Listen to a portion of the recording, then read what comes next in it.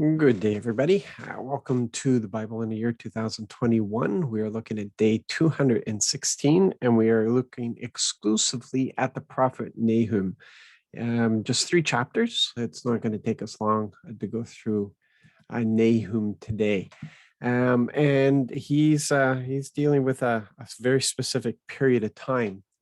And what I really appreciate about Nahum is the things that we either learn about Yahweh or things that are just verified and reinforced about Yahweh. So starting off in verse 3, we read, "The Lord is very patient, but great in power. The Lord punishes. His way is in whirlwind and storm. Clouds are the dust of his feet." So you just get the understanding here. Just like with Jerusalem, he was patient. He was so patient for many generations, but now he's about to take action, and he's powerful, and so he's going to be able to do whatever he desires to do. In verse 6, we see here power and justice really describe him. Who can stand before his indignation? Who can confront the heat of his fury? His wrath pours out like fire. The rocks are shattered because of him. He is very much a God of justice, and yet we are people who have received his mercy instead of the justice, instead of what we deserved. We have received mercy and grace. And this is his heart. This is who he is. But when he has to bring that judgment, he will, and it will be powerful. In verse 7, the Lord is good, a haven in a day of distress. He acknowledges those who take refuge in him. So that's what we're encouraged to do. Trust in him. Trust in him. Rely on him. Don't try to find the solution for yourself. In verses 12 to 13 of this first chapter, we find him giving assurances to Israel of their release. That this is happening, but there will be a time where it's not happening. The Lord proclaims, though once they were a healthy and numerous force, they have been cut off and have disappeared. I have afflicted you. Notice that I have afflicted you. So it's not the nations that came against them. It's him. I have afflicted you. I won't afflict you further, Zion.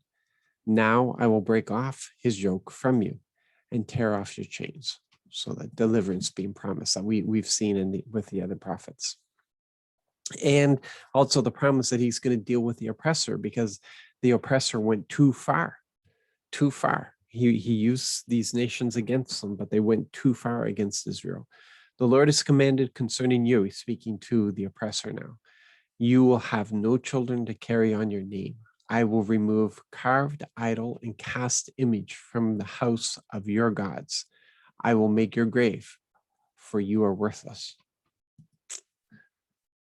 And then we read this judgment on Nineveh. Look, I am against you, proclaims the Lord of heavenly forces. I will burn your chariots in smoke. The sword will devour your young lions.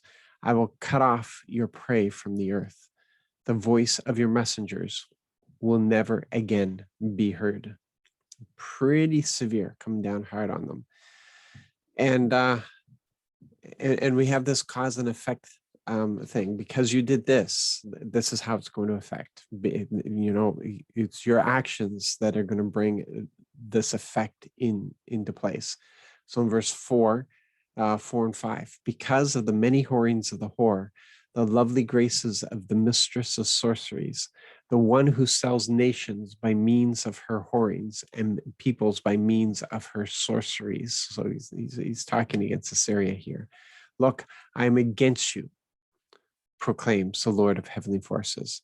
I will lift your skirts over your face. I will show nations your nakedness and kingdoms your dishonor. So these words that are being spoken by this prophet, is at a time where people are going to say, sure, yeah, right. It's a nation in its prime, at its height. And yet these words of judgment are being spoken against them. And we see that the Lord will use the failure of leaders to bring about what he plans on doing. Just look at verse 18 and 19. Your shepherds have fallen asleep, king of Assyria. So those people that you trust to be carrying on your affairs, those leaders that you've put into place, they're not paying attention. They've gone to sleep. Your officials are lying down. Your people are scattered across the mountains. There is no one to gather them. There is no remedy for your injury. Your wound is grievous. So no chance. Like there's no second chance here. It's done. All who hear the news about you clap their hands over you. Who has not suffered from your continual cruelty? Yeah, and that's all we're going to deal with today. There you go.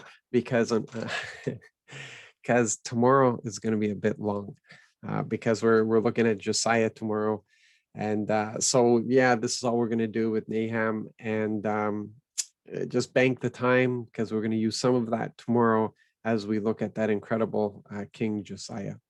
Okay, so you guys be blessed today, be encouraged, and we will catch up with each other tomorrow. God bless.